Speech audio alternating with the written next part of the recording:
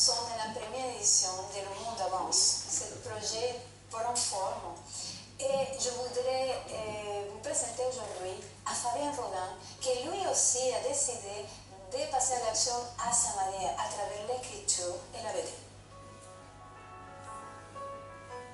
Ah ouais, j'ai une conviction forte, comme la plupart d'entre nous, j'imagine, enfin en tout cas comme beaucoup, c'est qu'on n'est pas du tout en crise, on est dans une transition écologique et humaine, et peut-être même qu'on est devant le plus grand défi que l'humanité aura eu à traverser. Ma contribution à moi dans cette transition écologique et humaine, eh bien, c'est de proposer mes convictions à travers des histoires, dans des romans, des pièces de théâtre, et actuellement une saga de bande dessinée qui s'appelle Les Seigneurs de la Terre. Sauf si on décidait de se mettre la tête dans le sable, comment est-ce que notre conscience ne pourrait pas être touchée par ce que nous voyons, par ce que nous sentons chaque jour? On a quand même un réchauffement climatique qui s'amplifie d'année en année et qui menace de disparition des îles, des villes, parfois des pays entiers. Des multinationales criminelles sont organisées autour de l'appropriation du vivant, et aujourd'hui, on a quand même, après quelques décennies, anéanti 65% de la biodiversité. Alors on fait souffrir notre mère, en fait, la terre, qui nous nourrit, mais on fait aussi souffrir nos frères. On a quand même actuellement sur Terre, alors qu'on dit qu'on veut nourrir la planète, on a des milliards d'êtres humains qui souffrent faute de pouvoir se nourrir, pendant que d'autres souffrent de trop et de mal se nourrir. Et que dire finalement d'autres formes de nos frères, les animaux, qu'on fait parfois vivre et mourir dans des conditions qui ne sont pas dignes de l'être humain. Alors que l'être humain ne peut se passer de la nature, comme le dit Jean-Marie Paez. La nature peut se passer des êtres humains. Cette évidence devrait éclairer l'espèce humaine et inspirer sa posture majeure. Nous sentons dans notre conscience que c'est vrai. Nous aimerions que ça change. Oui, mais notre démocratie est malade. Alors qui fait avancer le monde actuellement? Qui le fait avancer positivement?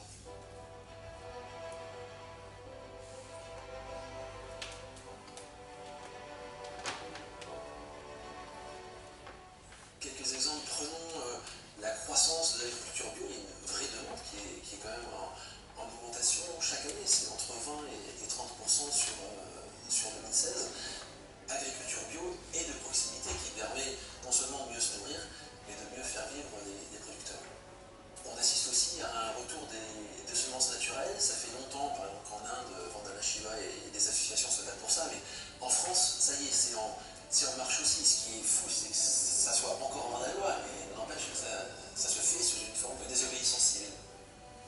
Et puis aussi, avec les moyens technologiques dont nous disposons aujourd'hui, on a une conscience qui s'universalise de plus en plus. On sait pratiquement à tout moment ce qui se passe à l'autre bout de la planète. Et ça nous donne aussi des moyens d'action. Parfois, on arrive à peser sur les décisions de certains États. On voit en France, par exemple, en 2016, la loi qui vise à réduire le gaspillage alimentaire. C'est quand même super important et c'est une émanation citoyenne.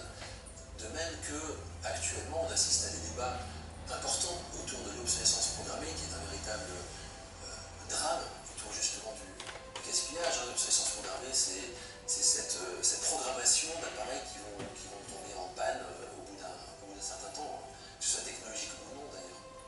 En 2016, on a vu aussi arriver à la conscience des Français la question du bien-être animal, par de reportages de personnes qui se sont engagées à montrer ce qui se passait réellement un peu partout dans cette industrie. Et puis, autre exemple d'implication citoyenne, c'est le tribunal Monsanto. C'est quand même un truc incroyable, quoi. C'est des milliers de citoyens qui se sont mis ensemble et qui ont créé donc un tribunal qui s'est regroupé à La Haye en octobre ou en novembre 2016. Il va donner ses conclusions bientôt avec des vrais juges, des vrais avocats. Et ça a eu tellement d'impact que maintenant la Cour internationale de La Haye envisage de juger maintenant tous les heurts, toutes les souffrances qu'on peut causer à l'humanité.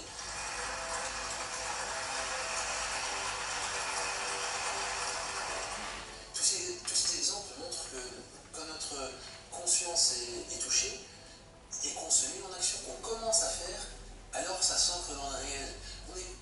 surtout dans une période où il faut attendre que celui qui est au-dessus, le chef, le politique, prenne des décisions pour nous. C'est à nous de nous bouger si on veut faire bouger le monde.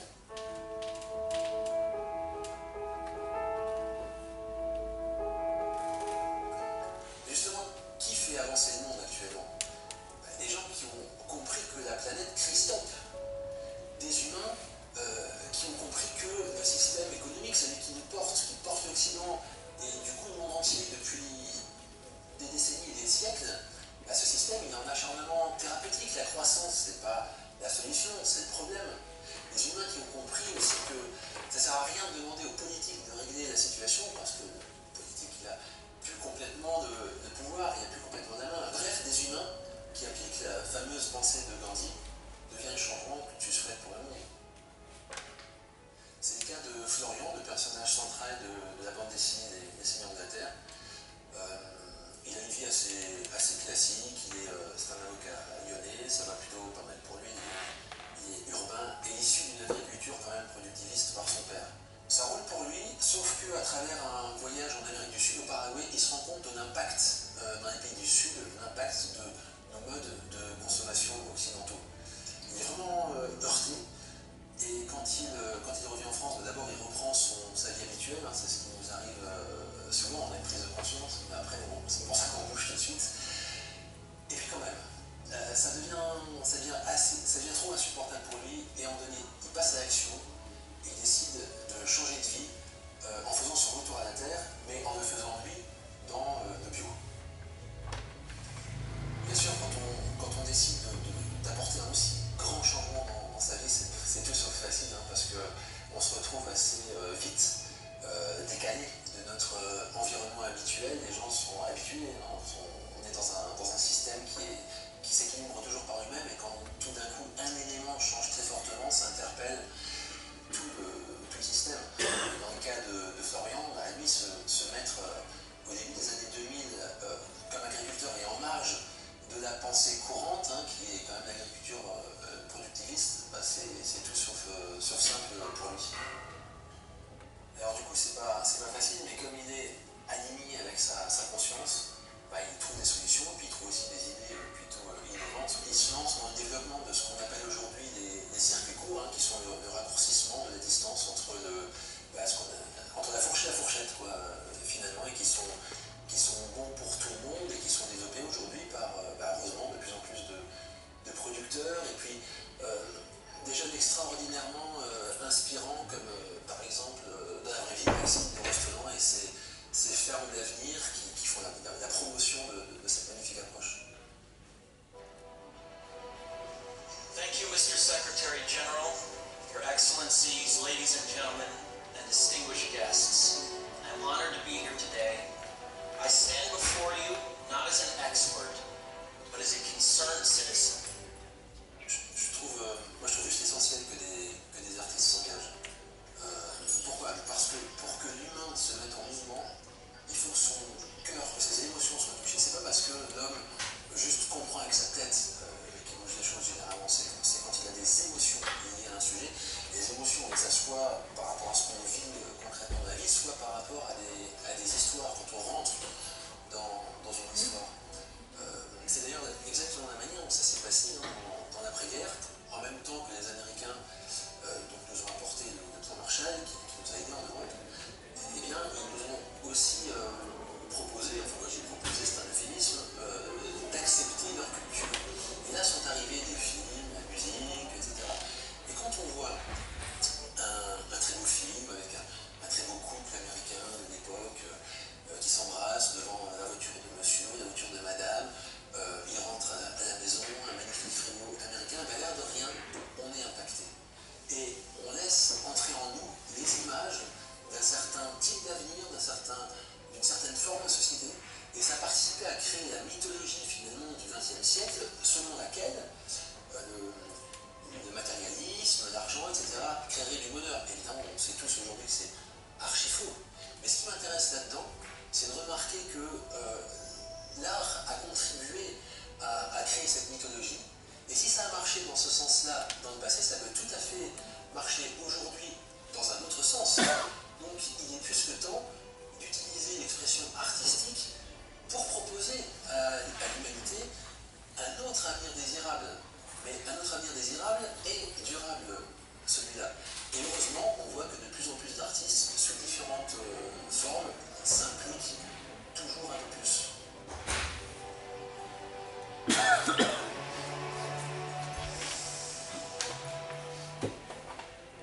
Même notre carte bleue est un pinceau de la toile du monde. Quand on l'utilise, qu'est-ce qu'on cautionne? Est-ce qu'on donne plus de pouvoir à travers l'argent aux affameurs des pays du Sud? Est-ce qu'on le donne à des pollueurs? Est-ce qu'on le donne à des gens qui tuent toujours un peu plus la biodiversité? Ou à l'inverse, est-ce qu'on la donne à l'agriculteur de proximité qui va mieux vivre et qui va m'apporter plus de santé? Est-ce que je la donne à des énergies propres qui vont réduire l'impact carbone? Aujourd'hui, utiliser sa carte bleue, pour moi, c'est un peu... c'est un acte politique, l'air de rien. Je pense qu'on vote davantage avec sa carte bleue qu'avec sa carte d'électeur. La question n'est plus de savoir, on a toutes les informations. Le truc aujourd'hui, c'est d'avancer, de poser des actes. Alors évidemment, parfois on se dit, oui ok, mais je ne peux pas faire grand-chose, quoi. Ou c'est tellement décourageant, quoi. Tout ce qu'il faudra faire, et je ne suis rien dans cet océan. Personnellement, un truc qui m'a énormément aidé, c'est la légende du colibri. Donc le petit colibri qui va jeter des gouttes d'eau sur la forêt enflammable, il va chercher des gouttes d'eau dans le lac voisin, et le tatou qui se moque de lui en lui disant « Ridicule colibri, est-ce que tu comptes vraiment éteindre cet incendie avec des gouttes d'eau ?» Et le colibri répond « Je ne sais pas si je l'éteindrai, mais en tout cas je fais ma part. » Ce que je trouve important dans cette métaphore, c'est que je me détache du résultat, c'est-à-dire que je ne sais absolument pas ce que ça va donner. Peut-être que c'est même impossible de l'éteindre l'incendie. Je me concentre sur ce que je peux faire, c'est-à-dire sur la goutte de colibri que je peux moi jeter sur l'incendie. Je ne sais pas pour vous, mais en tout cas moi j'ai trouvé ça super libérateur. Parfois voir trop de résultats, c'est effectivement trop décourageant. Concentrons-nous sur ce que nous pouvons faire et faisons-le.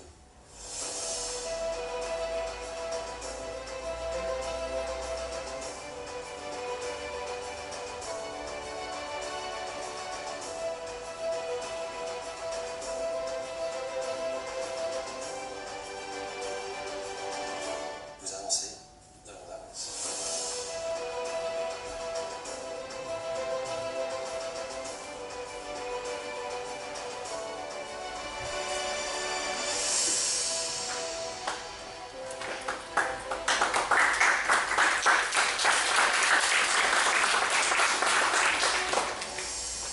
Merci. Ça vous a plu?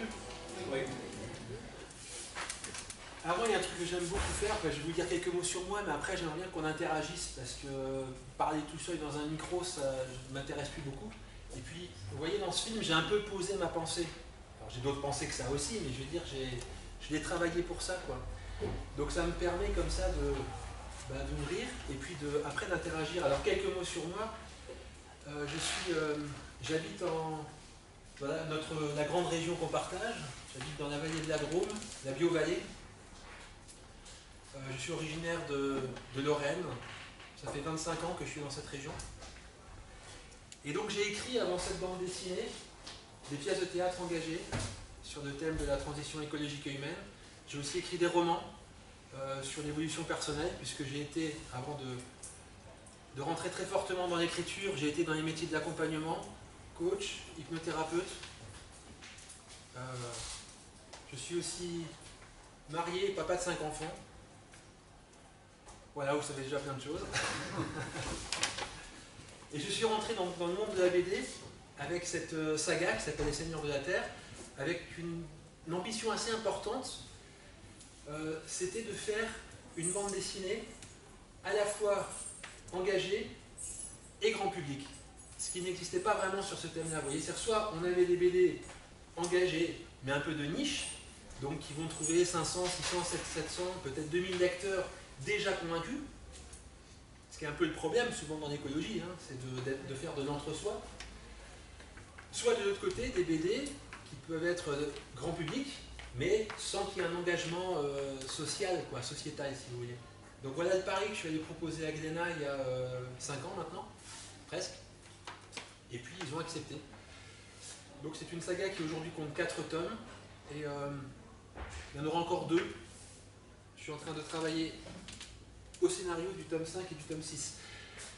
Comme je vous dis souvent de dire ce que je voulais dire à la fin des conférences, je vous dis tout de suite un truc, c'est que dans la salle du salon, il y a tout au fond une exposition. Il faut juste oser prendre les quelques marches qui sont à gauche du podium, et vous verrez une exposition faite sur cette BD et sur les messages importants concernant l'écologie et l'agriculture. Donc je vous invite à aller y faire un petit saut. Élise s'est gentiment occupée de la récupérer, de la faire imprimer, de la mettre, donc profitez-en. Elle sera encore pendant un mois à la librairie. Si ah super, elle sera encore pendant un mois à la librairie, ce qui est très habile, bravo. Moi je vous le précise parce que quand j'étais derrière mes BD tout à l'heure, j'ai remarqué que, je ne sais pas si les gens ont le réflexe de monter les escaliers, donc voilà, allez-y quoi, je trouve ça, on a beaucoup travaillé là-dessus. Et puis je serai aussi, donc après, si vous le souhaitez, sur des échanges plus particuliers et en dédicace au même endroit, au stand de la librairie. Moi j'avais envie de dire une chose par rapport aux bibliothèques, ça serait intéressant de la faire tourner dans toutes les bibliothèques du coin. Faites tourner, c'est bien. Oui, oui, c'est une BD en plus. Alors ici je ne sais pas, mais j'ai souvent des retours de bibliothèques et ça fonctionne bien, il sort bien. Avant de prendre vos réactions, je voulais rebondir sur une chose. Donc ce petit film, je l'ai co-réalisé en janvier 2017. Il a été disponible quelques semaines après. Et c'est fou parce que là, quand je le regarde, je me dis, mais j'ai l'impression... Désolé, excusez-moi. Vous pouvez rester, ça va? Hein? Vous pouvez rester, ça va? Ah, mes enfants qui m'attendent. Merci. J'ai l'impression que c'était une autre époque. C'est un truc de fou parce que, vous voyez, je transmets un certain nombre de messages qui me portent à ce moment-là, et je ne suis plus tout à fait dans les mêmes aujourd'hui, alors qu'à peine plus d'un an s'est passé, quoi. Je viens juste de comprendre ça. Et j'ai envie de partir là-dessus, parce que je pense qu'on est un peu tous pareils, c'est-à-dire qu'on réagit chacun de notre manière, mais par rapport au début de l'année dernière, enfin, le monde n'est plus le même, enfin, nos consciences, à mon avis, ne sont plus les mêmes. Et tant mieux d'ailleurs. Il y a 3 semaines, ma femme me dit un jour, c'est pas possible, toi qui es un super optimiste, t'es plus drôle du tout. Quoi? Tu trouves vraiment? Ben ouais. Depuis que Nicolas Hulot a démissionné, on dirait que tu t'es pris le truc, t'as pris le costard, le machin et tout, et t'es déprimé. Je dis merde, mais elle a raison. Nicolas Hulot sort de ce corps. Ben elle a raison. Et il s'est passé pour moi, c'est vrai, un truc pas spécialement étonnant, mais vous voyez, je fais ces BD, je fais des pièces de théâtre, je fais souvent des conférences. J'aime beaucoup, je suis ravi d'être avec vous, j'adore ce genre de moment, la rencontre humaine, je trouve qu'on en a besoin si on veut rester un peu puissant, un peu fort, et même un peu optimiste. On a besoin de se voir, de se parler, c'est super important. Et en fait, eh bien à ce moment-là, quand Nicolas Hulot a démissionné, et surtout quand j'ai vu la manière dont il a démissionné, si vous voulez, m'est arrivé en pleine face quelque part son message, parce que le message de sa démission, enfin moi il me semble clair et net, quoi, c'est personne ne fera les choses pour vous, pour nous, puisqu'il en fait partie, et c'est pas le président, c'est pas un ministre, donc maintenant il faut se bouger, quoi. Et je me suis rendu compte d'une chose, c'est que ce qu'il disait, moi je le savais déjà, j'ai fait des conférences sur la démocratie qui est un peu malade sur le plan politique, à mon avis, qui n'est pas complètement participative. On a des modèles qui pourraient fonctionner autrement, on les connaît, ils sont expérimentés dans certains endroits. Tout ça, je le savais. Ce n'était pas une découverte pour moi. La découverte que j'ai faite, c'est une découverte sur moi-même. C'est que depuis que Nicolas Hulot avait accepté ce poste, eh ben, en fait, j'étais dans le même état qu'un enfant. Vous savez, petite métaphore, c'était une de nos filles. Un jour, elle revient d'école et puis elle dit c'est vrai que le Père Noël, il n'existe pas. Bah oui, il fut ton âge maintenant. Oui, c'est vrai, tu l'as entendu à l'école, c'est vrai que le Père Noël n'existe pas. Alors je vous passe le pourquoi vous avez dit que, bon, ok. Donc, ok, le Père Noël n'existe pas. Et vous savez comment elle conclut? Mais la petite souris, elle, Elle existe. Cette envie de croire, vous voyez ce que je veux dire? C'est-à-dire, elle sait que la petite souris n'existe pas, puisqu'elle sait bien que c'est la même chose, c'est pas pour rien qu'elle en parle à ce moment-là. Mais quelque chose en elle veut y croire. Et je me suis rendu compte que moi j'étais pareil, c'est-à-dire que je savais très bien que Nicolas Hulot, il allait se noyer dans cette histoire-là, c'est évident quoi. Le problème, c'est que comme dit Anne Arthus Bertrand, c'est le meilleur d'entre nous. C'est celui qui est le plus capable en fait de faire des choses dans ce sens-là. Et quand il a abandonné, eh ben, je me suis dit, ok, il faut que j'arrête de croire à la petite souris. Mais dans un premier temps, ça m'a déprimé. Déprimé, vraiment, d'où ce que m'a dit mon épouse. Alors depuis, parce que c'est là où j'en suis, je me suis dit, juste après, donc après quelques jours de réflexion, je me suis dit, mais comment je me sors de là? Parce que, en fait, quand je dis que j'étais déprimé, je dormais mal, quoi. J'étais pris d'angoisse, si vous voulez. Je me réveillais au milieu de la nuit, ma maison s'effondrait. Donc je rapportais de toute cette insécurité extérieure qui nous a envoyée à mes propres insécurités intérieures. C'est souvent comme ça, quoi, finalement. Et j'amplifiais l'un avec l'autre. Mais je ne pouvais pas continuer comme ça pendant 107 ans, je ne veux pas faire de dépression. Donc j'ai repris mes anciennes clés, puisqu'avant, le sujet dont je parlais le plus, c'était la psychologie positive, le bonheur et toutes ces choses-là, avant que ça soit le numéro 1 des ventes dans le rayon développement personnel. Et je me suis dit, mais si, il faut que je l'applique, quoi. Il faut que j'arrête de me remplir la tête de ce qui ne va pas, il faut que je recommence à regarder un peu plus ce qui va bien, quoi. Parce que sinon, je vais me noyer. Et puis, je vais perdre ma puissance, de toute façon. Et du coup, aujourd'hui, j'en suis à beaucoup réfléchir à ce thème qui est, finalement, bonheur d'un côté, conscience écologique, conscience humaine, etc., conscience de ce qui se joue vraiment, sans se mettre la tête dans le sable. Comment unir les deux? Autrement dit, être heureux pour s'autoriser, peut-être se travailler à être heureux sur une planète malade ou dans un monde qui s'effondre. Enfin, on y met les mots qu'on veut, vous voyez? Un truc qui paraît antagoniste en fait. Et bien, je crois qu'on n'a pas le choix. C'est une croyance que je suis en train de fortifier. Je veux la réfléchir pour pouvoir la poser vraiment en mots, mais je crois qu'on n'a pas le choix. Ah, parce que là, vous donnez bourdon, hein. Qu'est-ce qui vous donne le bourdon? Vous pouvez parler plus fort, pardon. Oui, alors madame me dit que je donne le bourdon. Donc je demande, qu'est-ce qui donne le bourdon plus précisément? C'est le bruit de la veille. Je sais pas, mais moi, ça me donne le bourdon, tout ça. Ok, ben, c'est normal. Heureusement. Bienvenue. Oui, mais j'ai pas envie. Ah ben faites ce que vous voulez. Moi, j'ai pas envie. Mais c'est pour ça que je demande quoi? Qu'est-ce qui vous donne le bourdon? Quand je dis c'est bien d'être heureux, y compris quand on a conscience écologique? C'est bien d'être heureux, et puis c'est bien de voir qu'il y a quand même des choses qui vont bien. Tout ne va pas mal. Vous me dites si c'est mieux. À la poubelle. Jetez-le. Mais il faut peut-être l'éteindre quand même s'il y a la batterie. C'est du chinois, ça, tu l'écoutes. On n'entend pas la dame, ce qu'elle dit. On entend ce que vous dites, mais pas ce que dit la dame. Non mais en fait, je vais répéter. Voilà, c'est que ce que je dis lui donne le bourdon. Oui. Voilà. Ben, je comprends. Je comprends. Moi, je fais. En fait, je ne dis pas qu'il faut penser comme moi, qu'il faut ressentir comme moi. Je vous raconte une histoire personnelle. C'est mon histoire à moi, c'est la mienne, c'est pas la vôtre. Et si... bah oui. Il y en a d'autres à qui je donne le bourdon? Non. Ça, c'était bien le point de départ du film Demain, en fait. Je trouve que c'est vraiment la clé, quoi. C'est que si on s'enferme toujours à faire des constats, bah, on va droit dans le mur, et puis voilà. Alors que si on commence à faire, bah, du coup, en même temps qu'on fait pour la planète, on fait aussi du lien, on partage des choses avec d'autres, et c'est ça qui remet du bon côté, quoi. Oui, je suis complètement d'accord. En fait, le propos de fond préféré de Cyril Dion, le co-réalisateur du film Demain, avec Mélanie Laurent, c'est un peu, je l'ai repris, je ne l'ai pas inventé, et je lui ai dit que c'était grâce à lui que j'ai dit ce que j'ai dit dans ce film, enfin une partie. c'est qu'on doit changer de récit.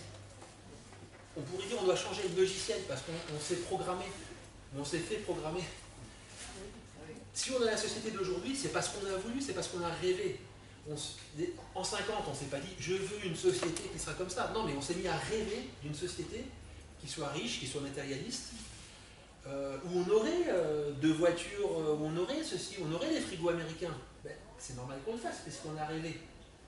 Et ce que dit Cyril Dion, et ce que je dis dans ce film, et ce que dit de plus en plus de monde, heureusement, c'est qu'il faut qu'on s'attelle à changer de récit. Par exemple, qu'on arrive à travers des histoires, des BD, des films, des chansons, tout ce qu'on veut, à montrer que la sobriété heureuse, pour reprendre ces termes chers à Pierre Rabhi, la sobriété heureuse, ben non, c'est pas le retour à l'âge de pierre, ce n'est pas vrai. Les trucs qu'opposent toujours ceux qui veulent que le système ne change pas, c'est ça. C'est ah oui, ce que vous voulez, c'est l'âge des cavernes, vous voulez nous faire retourner en arrière. On n'a jamais parlé de ça, personne ne parle de ça. On parle juste d'arrêter la course à la croissance. Oui. Moi, ce qui me gêne dans le discours écologique, c'est qu'au jour d'aujourd'hui, on a une écologie punitive, hein, quand même. C'est-à-dire, on nous dit, bon, vous augmentez le gasoil, vous augmentez l'électricité, on va vous augmenter, il ne faut plus rouler, il faut plus téléphoner, il ne faut plus chauffer, il ne faut plus. Et ça, c'est ce que vous êtes en train de décrire, en fait, c'est pour ça que les gens vivent comme ça. Ouais, mais... Non, mais voilà, donc, moi je le vis comme ça, c'est-à-dire que Hulot, les différents ministres qui y sont passés n'ont jamais été que le justificatif de certaines politiques. Pour moi, jusqu'à présent. C'est-à-dire que pas plus Hulot qu'un autre. C'est-à-dire qu'à un moment, ils prennent quelqu'un comme Voynet qui est rentré et ils disent bon, on arrête la centrale. Donc ils justifient en disant voilà, on a verdi la politique de tel ou tel gouvernement. Pareil avec Hulot, c'est un petit peu ce qui se passait, donc il s'est confronté à un moment à la réelle politique, à la réalité des choses. Et si on a on a eu pour l'instant que du négatif, je trouve, de ce qui a été produit. Mais voilà, alors comment on arrive à positiver quelque chose? Personnellement, je vais faire un bout de réponse. Vous avez entendu derrière? Oui. Donc monsieur disait, enfin je synthétise en gros, le problème c'est que l'écologie, elle est toujours punitive. On interdit, on veut arrêter le diesel, on veut interdire ceci, interdire cela, etc. Moi j'ai pas de réponse super claire à ça. Ma pensée, c'est qu'on est allé beaucoup trop loin, justement, dans les libertés qui en fait nuisent à l'ensemble, c'est-à-dire nos limites, quoi. Ça ne sert à quoi d'avoir une voiture qui roule à 250 km/h, par exemple? Pourquoi on laisse ça? Je ne sais pas, moi je ne comprends pas. Je comprends pas. Et j'ai l'impression que comme on a été trop loin, bah c'est sûr qu'aujourd'hui il y a quelques décisions quand même qui sont à prendre, parce qu'il y a quand même l'urgence. Enfin il me semble, hein.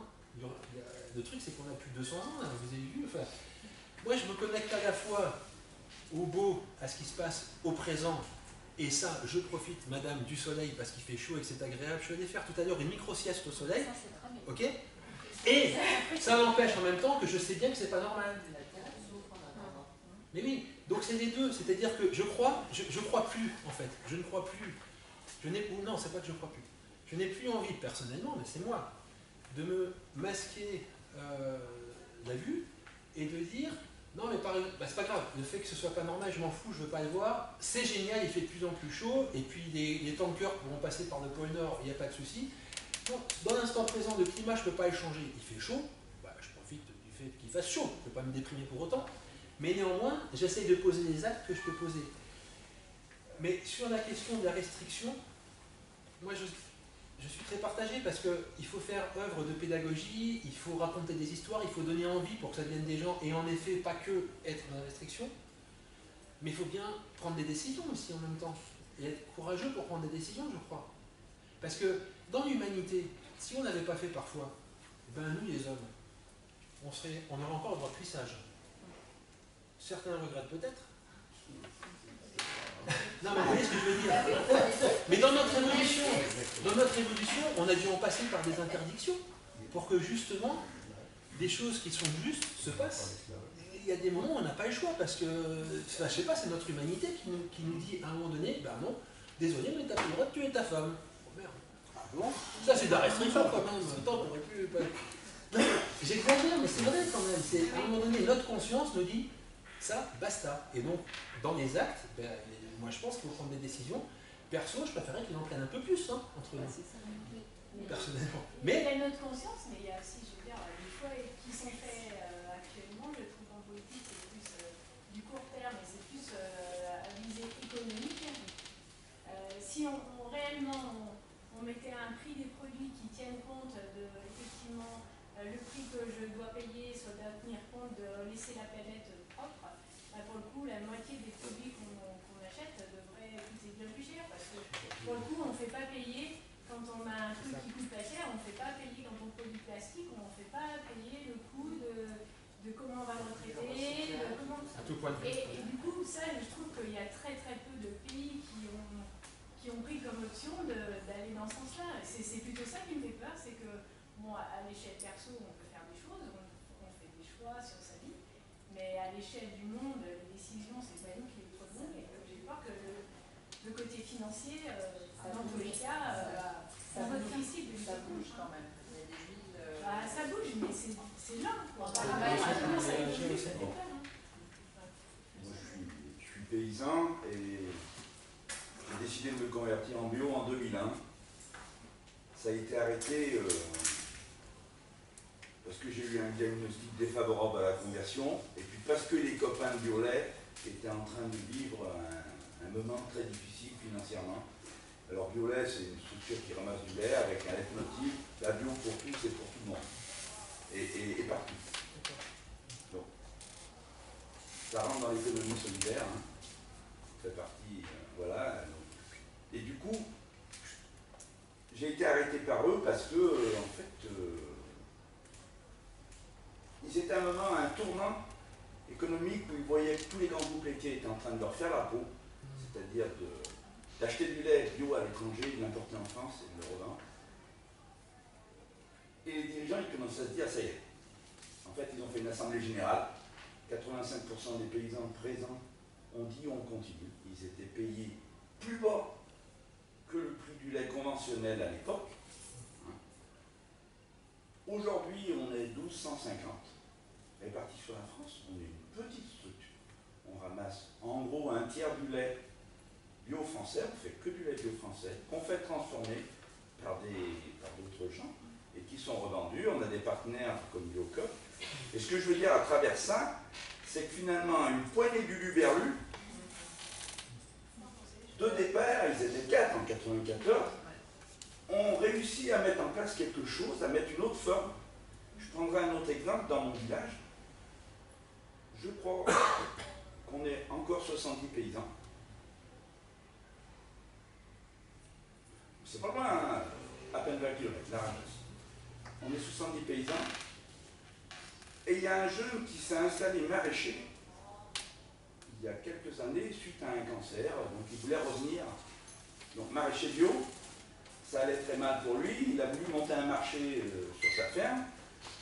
Et du coup, il y a des gens qui venaient au marché qui se sont dit, bon, on pourrait créer une AMAP, voilà. Donc du coup, aujourd'hui, il y a une AMAP sur le village. Quand mon épouse a mis le tract sur la table, j'ai lu le matin en me levant, ça m'a choqué. J'ai dit, c'est marrant. Enfin, ça m'a choqué parce que je suis le seul à la Confédération paysanne et je ne suis pas au courant de ce qui se passe. Et puis après coup, j'ai dit quand même un sacré pied de nez parce que finalement, il y a 80 paysans. À l'époque, il y en avait 80, aujourd'hui, ça en perd comme tous les jours. Et il y a ça qui se met en place. Et le copain, il est mort, parce que bon, le cancer a eu raison de lui. Son épouse a continué avec un salarié, et aujourd'hui, il y a 3 jeunes qui s'installent à sa place, sur 2,5 hectares. Ça, c'est une... Je veux dire, ça, c'est vraiment quelque chose de bien. Merci pour ces belles histoires, ça fait plaisir. Bon, après, il y a Jardin d'Avenir. Ouais, c'est chouette. Ce que je voudrais dire, c'est que ce qui se passe maintenant, c'est une nouvelle culture, tout ça, c'est ce que nos parents faisaient. Tout à fait. Ils étaient tellement paysans qui faisaient ça. Ils étaient bio, sans le savoir, ils étaient bio. On mangeait des poulets bio, on mangeait des fromages bio. On n'en avait plus envie, on avait envie de trucs, voilà. On les a pris pour des imbéciles, des grands groupes, je suppose, voilà. Et maintenant, ce monde-là, parce que c'était ce que nos parents faisaient, c'était la vérité. On ne les a pas écoutés, et du coup, les grands, évidemment, peut-être ces produits, tout ça, on les a enfoncés. Et maintenant, on est obligé de revenir, parce que c'est peut-être la vérité. Et monsieur se nomme paysan. Ce qui me touche beaucoup, parce que vous avez vu comme les termes sont forts toujours. Et c'était un peu disparu, ça sentait trop la bouse, quoi. Donc, ah non, moi je ne suis pas paysan, je suis agriculteur. Voire je suis agro-manager. Exploitant, ça c'est magnifique. Exploitant agricole. Moi je me réjouis aujourd'hui quand j'entends. Mais je trouve ça tellement beau, quoi. Comme dit Pierre Rabhi, pas de pays sans paysans. Paysans, et puis des vignerons, pareil. En bio, ils se nomment vignerons. Ils ne disent pas viticulteurs, ils sont vignerons. Ils sont beaux ces mots.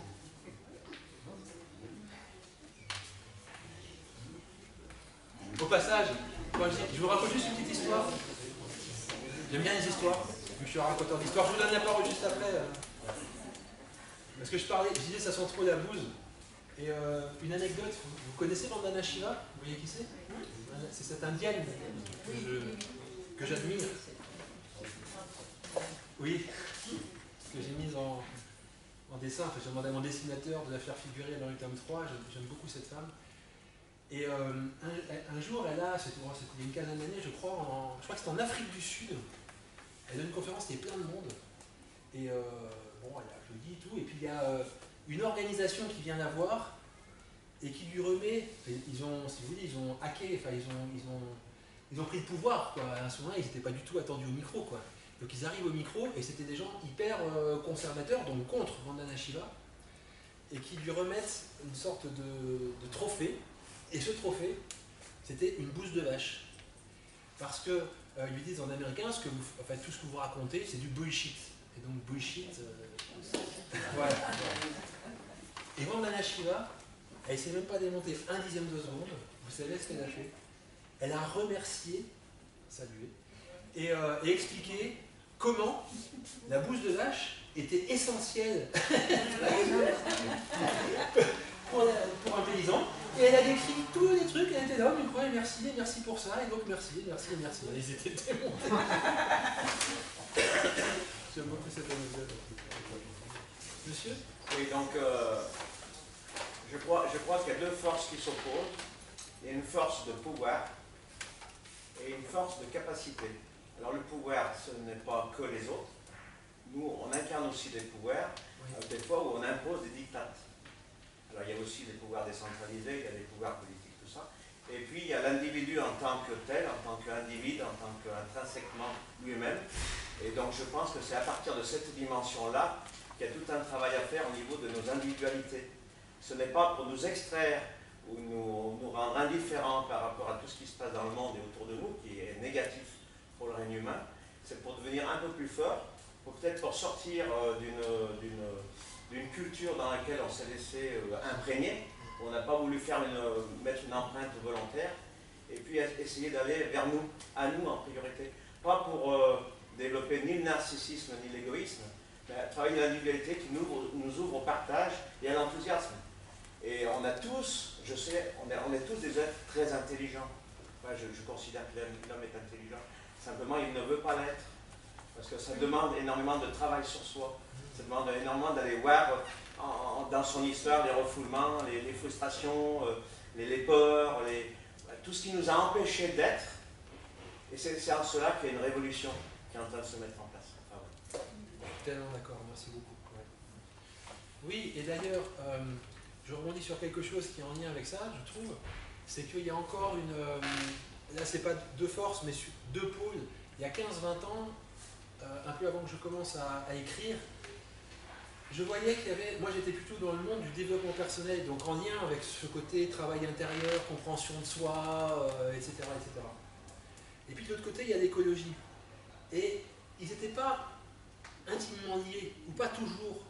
Quand je suis allé voir un de mes premiers éditeurs, Yves Michel, de Souffle d'Or, il m'a dit ce qui me séduit beaucoup tout de suite chez vous, c'était il y a 12 ans, c'est que je vous sens équilibré entre la conviction écologique et le côté développement personnel. Et lui, qui est un professionnel, me disait il n'y en a pas tant que ça. Moi, ça m'étonnait parce que ça me semblait évident. Et ce que je vois maintenant, c'est que ça a pris. C'est-à-dire que dans le monde du développement personnel, beaucoup de gens en tout cas qui ont travaillé sur eux ont bien compris qu'il y a une porosité terrible. On envoie des choses de l'intérieur vers l'extérieur, on reçoit des choses de l'extérieur, et donc en fait nous changeons de monde nous-mêmes en permanence avec notre manière de vivre à l'intérieur de soi. Et l'inverse est vrai aussi, puisque je vois que dans les mouvements maintenant écologistes, je ne parle pas de ceux qui font du punitif, parce qu'il y en a beaucoup qui sont dans, enfin pas du punitif, mais que du descriptif en fait, et qui éloignent plus qu'ils n'attirent, ceux qui ne font que décrire ce qui ne va pas. Je ne parle pas de ceux-là, je parle de ceux qui sont plutôt dans l'action, qui incarnent, qui sont tous conscients des enjeux en termes d'évolution personnelle. Vous regardez, je ne sais pas, que ce soit des colibris, dans n'importe quel stage, il y aura toujours du développement personnel, ils sont accompagnés par des gens, l'université du nous, ils travaillent, ils méditent. Je crois que ça c'est fait, et ça c'est vachement important. Il n'y a pas... C'est très occidental de se dire, il y a moi et il y a le monde extérieur.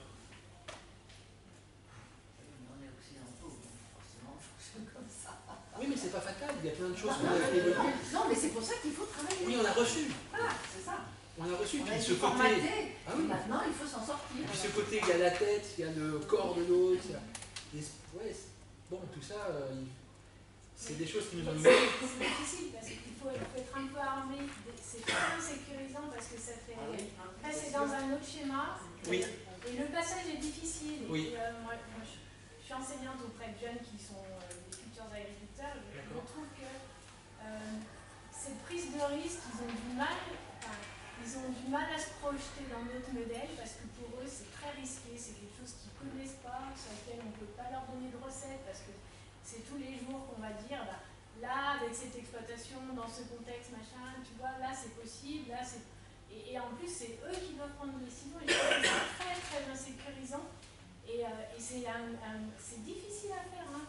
C'est difficile à faire si là, moi, je pense que là on est tous à avoir récupéré des informations à droite à gauche, on a un petit peu des billes, mais pour quelqu'un qui doit se changer de modèle sans avoir les bases, ou avoir réfléchi, avoir récupéré des informations à côté, c'est très très difficile. Oui, tout à fait. Bah oui, difficile ça l'est. Et en même temps, ça fait partie du génie humain, je crois, que quand il y a une volonté, il y a un chemin, quoi, finalement. Et j'ai vu avec des jeunes, enfin, j'ai pas vu leurs résultats en tant qu'installés, mais en Rhône-Alpes, là, j'ai été 7 lycées agricoles de Rhône-Alpes se sont regroupés entre la rentrée de 2017, oui, c'est ça, et mai 2018, pour me faire intervenir. Ils ont travaillé sur la BD, ils ont pris l'expo, ils ont créé des BD, je les ai accompagnés pour ça. Ils ont joué une pièce de théâtre, ils sont venus voir l'autre, et on a fait une méga journée à Lyon avec les 7 lycées qui ont convergé de partout. Mais c'était réjouissant, parce que quand même, les lycées agricoles, je pense qu'il y a 20 ans, c'était inimaginable qu'ils fassent rentrer un hurluberlu qui vient leur parler du bio à travers... c'est vrai, hein. Et ils se sont saisis du truc, mais c'était génial. Et dans leur témoignage, on voit que ça a influé sur la manière dont ils voient les choses. C'est-à-dire qu'ils ont fait rentrer d'autres convictions, d'autres volontés. Je ne sais pas quel sera le résultat, mais c'est beau à voir en tout cas. Ils se sont saisis de l'objet. Ça, c'est chouette. Je trouve que c'est important de les mettre en action et de les faire réussir un truc. Oui. Parce que pour le coup, si on n'arrête pas de leur dire mais vos pratiques ne sont pas les bonnes, il faut changer, machin, pour le coup, c'est qu'on leur fait que leur oui, c'est ça. Exactement. Et ils ne prendront jamais la décision de faire autrement. Et puis il y a la fidélité en plus, la fidélité familiale. Si le père c'est un grand agriculteur conventionnel et que quoi qu'ils pensent eux, sauf s'ils détestent leur père, ils vont être mal à l'aise, quoi. Donc en effet, il faut un objet de travail, il faut... C'est pas évident. Bon après moi j'ai aussi essayé, je dis que j'ai essayé parce que c'est assez compliqué parfois. Dans cette BD, j'ai essayé de ne pas trop opposer, même si j'ai décrit un jeune qui fait son retour à la terre dans le bio au début des années 2000, et c'était vraiment très très tendu, parce qu'aujourd'hui le bio, bah, ça va, quoi, on peut tous en parler, tout le monde sait ce que c'est le seul secteur de l'économie avec une croissance à 2 chiffres, donc ça va. Mais en 2000, l'époque que vous avez décrite, c'était pas tout à fait pareil, hein. J'ai voulu raconter ça en hommage aux gens grâce auxquels on mange, on se nourrit, on vit, tout en essayant de ne pas trop opposer. Donc à la fin du tome 1, je mets une scène qui est caractéristique de ça. où le père, qui lui est complètement conventionnel, qui ne comprend pas son fils, le père se rappelle de l'époque où De Gaulle dit créer les conditions de l'autosuffisance. On a assez souffert, maintenant il faut qu'on mange. Et le père ne comprend pas, il dit on a fait notre job. À l'époque, il ne savait pas. Donc la question n'est pas de critiquer ceux qui ne savaient pas, elle est d'agir maintenant qu'on sait. C'est pas du tout pareil. Par contre, attention, parce que faire du bio en France, c'est une belle chose, mais faire importer des choses qui viennent de l'extérieur, sous l'étiquette bio, qui ne sont pas, il faut vraiment qu'on se batte là-dessus. Oui, alors le problème, je ne sais pas si vous savez, mais c'est qu'on a reculé, enfin je pense que vous le savez, puis tous les gens qui sont très très proches du bio, on a reculé en 2012. C'est-à-dire que quand on est passé en termes d'obligation du label bio français AB, comme vous voyez sur les produits, à l'écofeuille, vous voyez la petite feuille là, européenne, on a été vers du moins 10 ans puisque la France était plus avancée en matière de bio, et donc on a harmonisé, et on a perdu les choses. En même temps, c'est bien le bio qu'on fait en France, en fait, sur notre territoire, et du coup, on va dire, il rentre un peu mieux propre pour la France, mais on importe des produits, et qu'on mange. Malheureusement, c'est pas tout à fait vrai, parce que le logo AB ne sert plus à rien.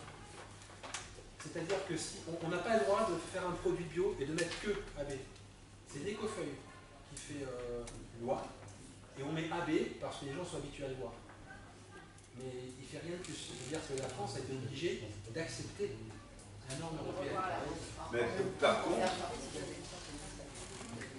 contre, il y a des groupes de producteurs qui soient en lait, en viande et en céréales, qui prennent des décisions. Enfin, je vois, nous, à Biolay, on a pris une décision d'interdire toutes les importations pour nos élevages laitiers. Et du coup, comme on est en lien avec, par exemple, Biocoop ou les magasins U, eh ben, c'est quelque chose qui les intéresse parce qu'ils sentent très bien l'écart. Oui.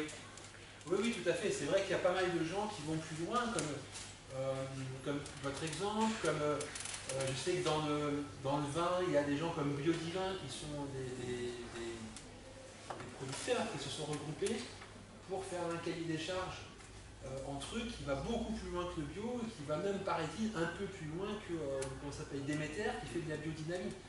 Donc il y a plein de belles initiatives et il y a même des gens, moi ça me stupéfait un peu tout le temps, mais j'arrive aussi en partie à les comprendre, qui font magnifique, qui vont plus loin que le bio et qui ne veulent pas l'afficher. Dans le vin, dans le lait, je connais des gens qui ne veulent pas l'afficher pour des raisons, pas seulement une question de ne pas vouloir payer, je sais pas, 800 € par an à EcoCert ou un autre, mais ils considèrent philosophiquement que c'est comme ça qu'on doit bosser, point à la ligne. Donc ils ne veulent pas faire une démarche pour dire je paye pour qu'on reconnaisse que je bosse correctement. Ce qui se conçoit en fait. Parce que c'est quand même dingue en fait de devoir payer et faire une démarche pour dire je bosse correctement. Et celui qui fait n'importe quoi, pas de problème. Il y avait j'avais un double dessin de BD, je l'ai trouvé, je trouve ça excellent. C'est un contrôleur comme ça qui arrive avec sa valisette au marché devant un paysan où c'est marqué bio, un produit bio. Et donc le gars il est avec sa valisette, il dit donc vous n'utilisez pas de pesticides et vous n'avez pas d'OGM. Donc le gars répond non. Et le gars il dit ok, prouvez-le. Et puis dans la bulle suivante, il est devant un autre qui n'a rien affiché et il dit vous utilisez des pesticides et des OGM? Et le mec répond oui. Et le gars il dit ok. C'est schématique, mais c'est quand même un classique. Ouais, mais pour le consommateur, c'est quand même le seul moyen d'avoir de savoir. De le rassurer. Ouais, de savoir ce qu'on achète. Mais oui, bien sûr. Non, mais c'est. Après, c'est pas tout. Hein, mais... C'est soit ça, soit tu connais le producteur. Ah, ben c'est ça. Oui, tout à fait. Si quelqu'un est producteur et qu'il a son marché et qu'il vend et qu'il a ses clients, qu'il n'a pas besoin de la norme AB ou je sais pas quoi pour. C'est bien sûr. Très bien. Mais c'est un petit peu ça que moi je regrette, c'est qu'on a séparé le consommateur du producteur et pour le coup, on se cache derrière un label qui certifie que machin, mais du coup, je ne vais plus voir comment les gens travaillent. Je ne parle même plus de ce qu'ils font. Alors que je pense que c'est aussi ça qui redonne de la fierté aux paysans. Et de pouvoir parler de son produit, de comment tu fais ton produit, bah effectivement, tu n'es pas allé, mais tu le fais le mieux que tu peux. Et puis, c'est bien. Je suis tout à fait d'accord. Mais ce que vous dites, moi je suis aussi d'accord, simplement je parle juste de l'absurdité du système qui fait qu'on est obligé d'en passer par là, alors que c'est absurde quoi. Parce qu'il serait tellement plus logique de dire, mettre sur un paquet de tomates qui viennent des Pays-Bas, de mettre une étiquette marquée capacité nutritive 0, poussée hors sol, a fait 2000 km, empreinte carbone de temps, et en fait ça vous coûte 10 € du kilo alors qu'elle est vendue 50 centimes, parce qu'en matière sèche, il n'y a rien. Donc si on rapporte la matière sèche qui vous nourrit, c'est 10 €. Mais on ne le fait pas.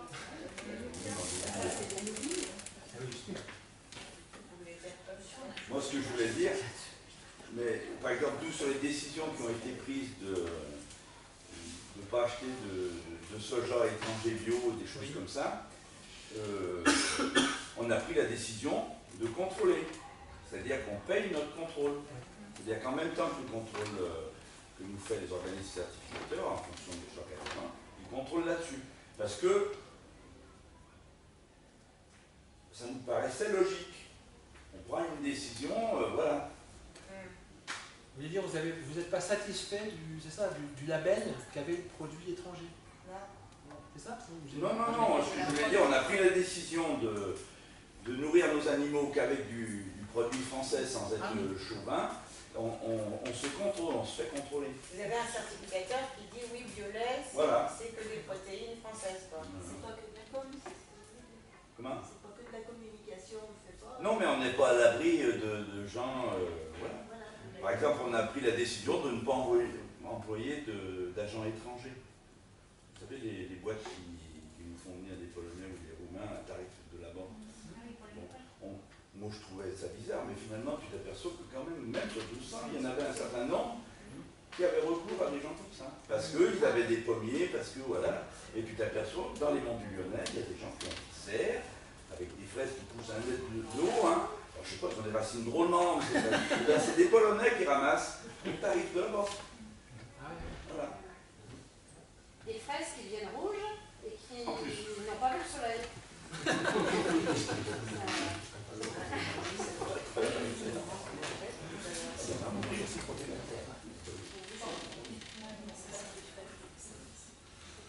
Je voudrais revenir sur un terme que vous avez employé tout à l'heure où je ne suis pas trop d'accord, c'est la notion du choix. Du choix? Oui, vous avez dit qu'on n'avait pas le choix. Alors moi j'aurais tendance à dire on n'a pas le choix et on a le choix. C'est toute la dualité de notre situation actuelle. C'est-à-dire qu'on a le choix de s'extraire au moins en partie de ce qu'on a appris par inconscience et qui ne nous va pas du tout, qui ne nous sied pas du tout. Donc on essaye de s'en extraire, c'est très compliqué, il faut beaucoup de temps, mais on peut aussi aller vers son petit être intérieur, c'est-à-dire aller vraiment au principal de ce qui nous anime à l'intérieur de nous, dans l'esprit. Et puis il y a des choix dans lesquels on est obligé de s'investir par rapport à des choix sociétaux, parce qu'on est un parmi des milliers et des milliards, voilà, et donc on est aussi... mais en même temps, ça ouvre, je trouve, l'engagement, ouvre à l'épanouissement, ouvre à la sérénité, ouvre à l'enthousiasme. Quand on a découvert ça, ben, on a envie d'aller plus loin, on a envie d'aller encore mieux. On y va au début, on marche, puis après on court, parce que moi je trouve que ça me sort énormément. C'est chouette, hein, super, mais je suis complètement d'accord avec vous, ça paraît une expression qui sort vite. On n'a pas le choix, pour moi on n'a pas le choix collectivement, on est obligé de changer des choses. Après sur le plan individuel, on a tous des choix à chaque instant de nos vies, et c'est ça qui, je crois aussi, identifie l'être humain au milieu de la vie animale, quoi, parce qu'on est quand même des animaux, mais avec justement cette conscience, ces choix qu'on peut faire en conscience, et la difficulté, comme le dit aussi Pierre Rabhi, d'être le seul animal conscient de sa finitude assez rapidement, ce qui est juste un truc de dingue, quoi, quand on y réfléchit vraiment.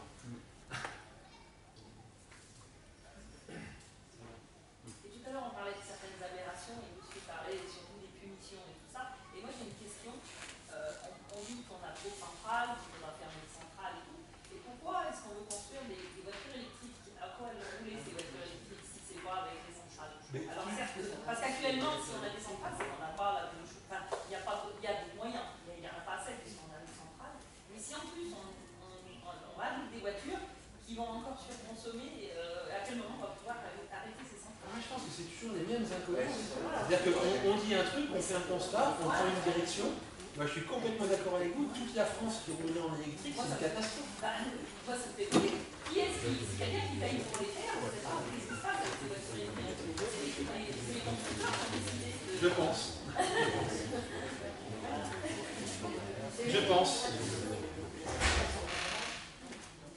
Je vous dis quelques mots sur... Moi, juste, je voudrais savoir, par rapport à la BD, est-ce que vous connaissez des agriculteurs? Est-ce que c'est basé sur des gens que vous connaissez ou est-ce que vous les avez... Oui, on peut parler un petit peu. Je vais vous donner quelques anecdotes aussi de construction. Donc, comment j'ai construit cette BD? Alors, mon dernier job salarié, avant que j'aille vers ce que je vous disais tout à l'heure, je suis issu en premier métier de l'informatique et j'étais responsable de l'informatique dans la grande coopérative agricole du Sud-Est qui s'appelle la Dauphinoise, dont le siège est à Vienne en Isère. Et je me suis retrouvé avec des belles choses et aussi en souffrance parce que quand je demandais, donc j'étais juste en dessous de la couche dirigeante, et quand je disais, vous savez, bon, c'est à la fin des années 90, début des années 2000, les OGM ont commencé à en parler et tout, et quand je disais, mais c'est quoi notre position vis-à-vis des OGM? En fonction des besoins, si on a besoin d'y aller, on dira, si, voilà. Ok, et les pesticides, il y a un petit truc qui me choque, parce que on dit qu'on veut réduire, et en même temps, les commerciaux, ils ont des objectifs de croissance des ventes de pesticides. Oui, mais ça ne peut pas se faire, c'est pas si simple que ça, tu comprends, machin, blablabla. Et moi, qui suis issu par mes grands-parents, comme beaucoup de Français, du monde agricole, sur mon site d'ailleurs, la seule photo que j'ai mise de moi sur ma bio, c'est en train de conduire un tracteur à 8 ans avec une casquette en Lorraine. Je ne comprends pas. Voilà, je me dis, mais non, déjà il faut prendre des positions, quoi. Et pour moi, la coopérative, parce que j'y allais avec mon grand-père sur le tracteur, à Lorca, la coopérative de Lorraine, pour moi, la coopérative, c'est pas ça. C'est l'union fait la force, un homme égale une voix, enfin voilà, c'est pas fait pour faire de la croissance, quoi. Je ne comprends fondamentalement pas. Donc je suis parti de là pour le tome 1, parce que j'avais envie de révéler comment ça se passe dans le monde des grandes coopératives. On est d'accord, je parle des grandes coopératives, hein. Je ne parle pas de la petite coop bio locale et tout, hein. Moi j'adore le monde coopératif. Mais les grandes coopératives, pour moi, sont un peu malades, parce qu'elles n'incarnent pas la paysannerie. C'est pas ça qu'elles défendent. Et je ne comprends même pas quel est le moteur pour qu'ils agissent comme ça. Systématiquement, vous avez la tête d'une sorte de holding, vous avez la coopérative, donc la Dauphinoise pour une grosse partie du quart sud-est, qui crée des myriades de négoces à côté, en l'occurrence Agri-Sud-Est pour cette région. Les gens pensent qu'ils sont concurrents, en fait, c'est le même. Oui, exactement, c'est Eurea, que je connais très bien. Voilà, donc je suis parti de là, je pense que je ne me suis pas fait beaucoup de copains chez mes anciens collègues. Et puis, pour le reste, pas mal, avec ma femme, ça fait quoi, 10-15 ans qu'on est à fond dans le bio, le plus local possible, le plus éthique possible, donc forcément, on a appris des choses. Sur tout ce qui est un peu technique, arbo, bio, j'ai pris des consultants, j'ai sympathisé avec un groupe d'arboriculteurs, en l'occurrence en Nord-Ardèche, et puis soit je leur posais des questions, soit je leur fais vérifier, quoi, que je raconte pas trop d'âneries.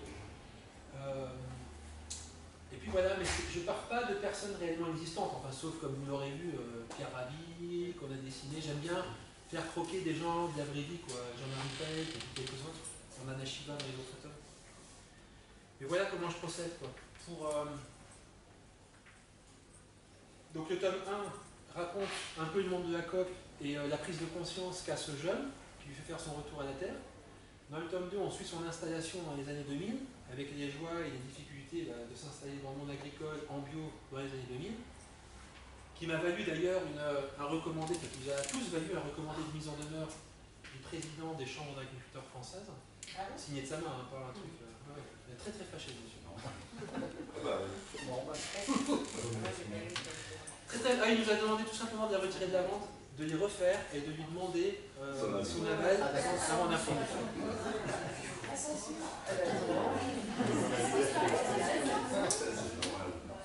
Mais c'est drôle parce que, alors oui, bien sûr que ça ressemble à une censure parce que, en fait,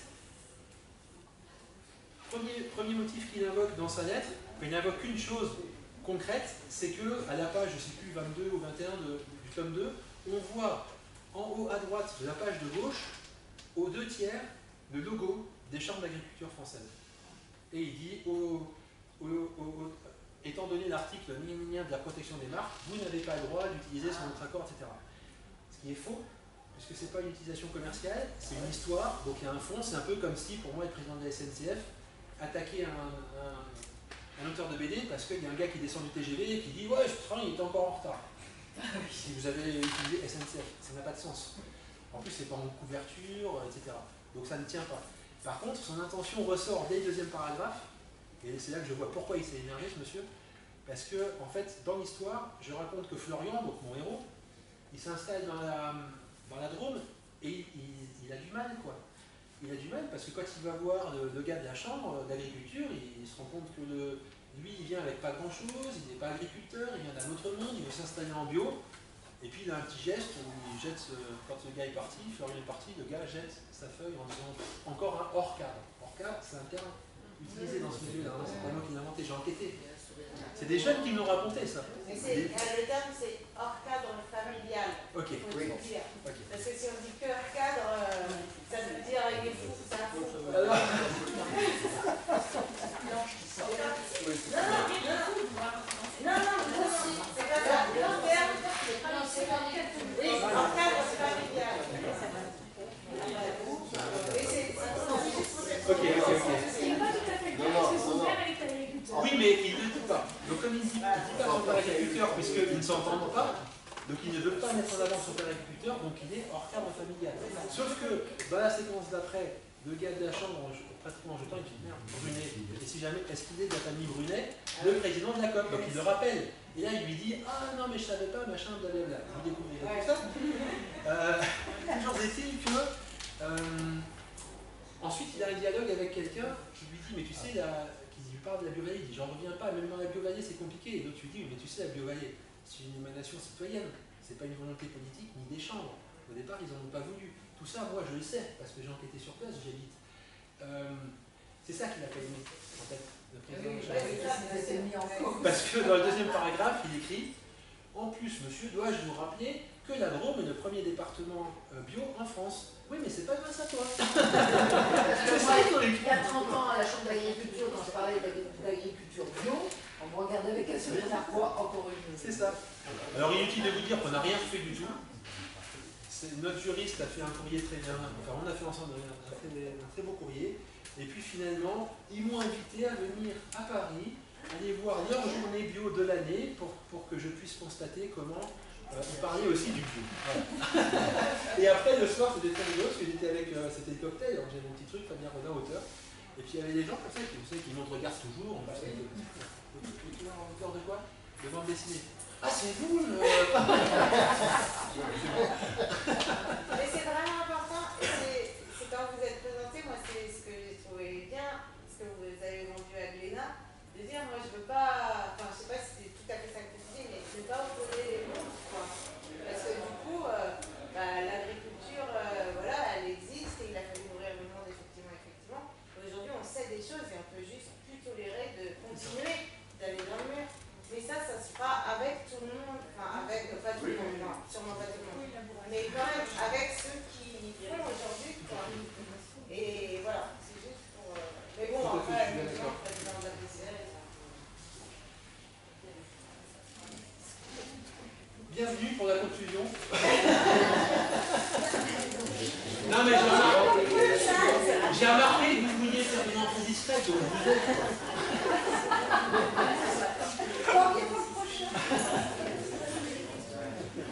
Alors justement pour conclure, je vais vous donner quelques petits messages et puis on peut se retrouver si vous voulez donc, au stand de la librairie, Nos Émerveilles.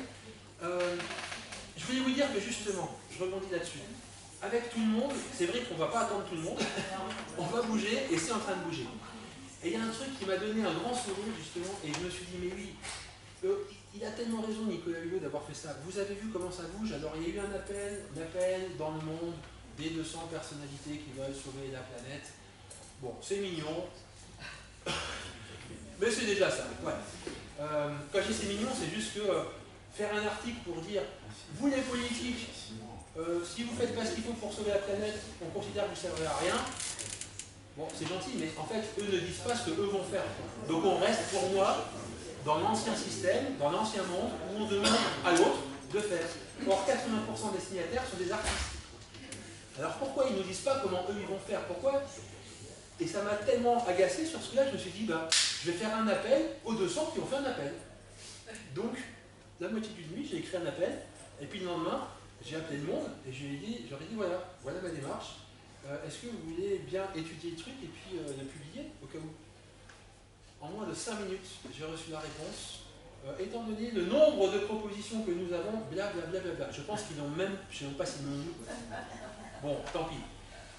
Mais au moins, il y a des gens qui sont mobilisés, et puis il y avait quand même, c'est à la demande d'Emilien Baron, vous avez peut-être vu cette petite vidéo qui tourne, c'est un astrophysicien qui s'est pris pour le sujet. Alors lui, il donne le bourdon, comme dit madame qui est partie, mais il se bouge, et c'est bien aussi. Deuxième chose que je voulais vous dire, je vous recommande vraiment, si vous ne connaissez pas, moi ça me redonne un enthousiasme dingue, et là je me dis, ouais, merci, venez la jeunesse, c'est de regarder le film qui tourne, il doit en être à plus de 7 millions de vues en moins d'une semaine, sur le site qui s'appelle Il est encore temps. Des jeunes youtubeurs, ils se sont mis tous ensemble. Chaque fois qu'ils font un film d'habitude, ils touchent 400, 500 000 personnes. Ils se sont mis tous ensemble. Ils ont fait un film de 4 minutes et un site avec toutes les petites actions concrètes, carré par carré. C'est magnifique, c'est bien pensé. Et voilà, ça me donne la chair de poule de manière positive. Parce qu'ils y vont quoi. Ils y vont avec leurs moyens et c'est génial. C'est génial. Mettez vos enfants devant. Pardon? Mettez vos enfants devant. Oui. Parce que la petite, je l'ai mis, elle a 10 ans. Je l'ai mis, elle est restée. Voilà. C'est génial, c'est génial. Et ils savent parler aux jeunes en plus, avec d'autres mots que moi, que nous, je suppose. Et parmi eux, je vous fais une dernière recommandation. Il y en a un qui fait des séquences qui s'appellent Et tout le monde s'en fout. Oui, il est génial. C'est extraordinaire. Elles sont toutes formidables. Je vous en recommande une là, parce que c'est trop méconnu. Vous tapez Et tout le monde s'en fout numéro 30. C'est sur les vêtements. Presque tout le monde ignore que les vêtements de prêt à jeter, je l'appelle comme ça, est responsable de 20%, est le deuxième responsable de pollution sur la planète. Juste après le pétrole, vous entendez? Juste après le pétrole. Quand on va chez Zara, quand on va chez H&M, quand on va chez Devrel, blablabla. À savoir aussi qu'il faut au moins 10 lavages pour enlever les pesticides qu'on a sur le coton. Et les gens jettent les habits au bout de 5 lavages. Il faut le montrer, il faut le savoir aussi tout ça. Et ces jeunes, ils en parlent avec beaucoup d'humour, donc c'est top. Voilà, ma dernière recommandation, c'est de venir me retrouver là-bas.